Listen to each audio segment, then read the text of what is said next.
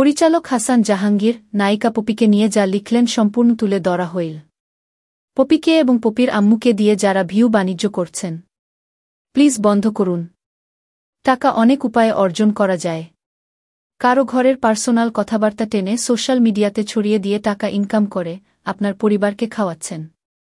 হয়তো একদিন এমনও হতে পারে আপনার পরিবারের গোপন কথা ছড়িয়ে দিয়ে অন্যরা ভিউ বাণিজ্য করবে।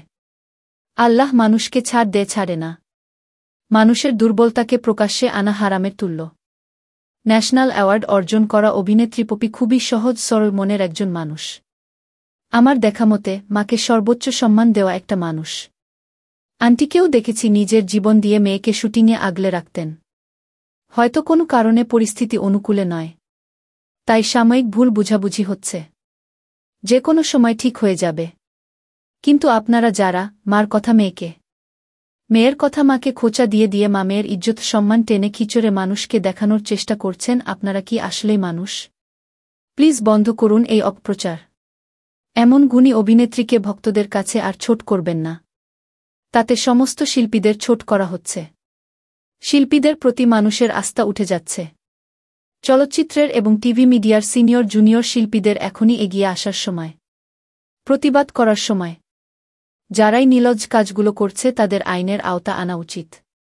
আজকে আপনি শিল্পী হয়ে শিল্পীর পাশে দাঁড়ালে, মিডিয়াকর্মী হিসেবে মিডিয়ার জনপ্রিয় অভিনেত্রী পাশে দাঁড়ালে, একদিন আপনার বিপদেও শিল্পী সহ পুরো মিডিয়া আপনার পাশে থাকবে। 2013 সাল থেকে একটানা 2019 সাল পর্যন্ত প্রচুর কাজ করেছে আমার সাথে। আমি খুব কাছে থেকে দেখেছি তার সততা। শুটিং পাগল মানুষ, লোভহীন মানুষ, পুরো পরিবারকে টেন নেওয়ার একটা মানুষ। শুধু পরিবারের মায়ায় জীবনে কিচ্ছু করতে পারেনি। বাড়ি, গাড়ি, ফ্ল্যাট, ক্যারিয়ার নিয়ে ভেবেছে, নিজেকে নিয়ে ভাবেনি। বিন্দু পরিমাণ নীতি নষ্ট করলে আজ তার বাড়ি গাড়ির অভাব থাকত না। যে যাই বলুক, ভাবুক, আমি যেটুকু দেখেছি সেটুকুই বলছি। বন্ধু হিসেবে নয়, শিল্পী হিসাবে শিল্পীর পাশে থাকা আমি মনে করি মানবিক দায়িত্ব। আমি আমার দায়িত্ব পালন করছি। আপনি করছেন তো? আমার কথায় কেউ কষ্ট পেয়ে থাকলে দুঃখিত। আসুন আমরা মানুষকে সম্মান দিতে শিখি।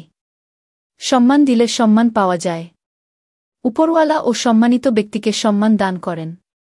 আল্লাহ সবাইকে বিবেক দান করুক। Love you all.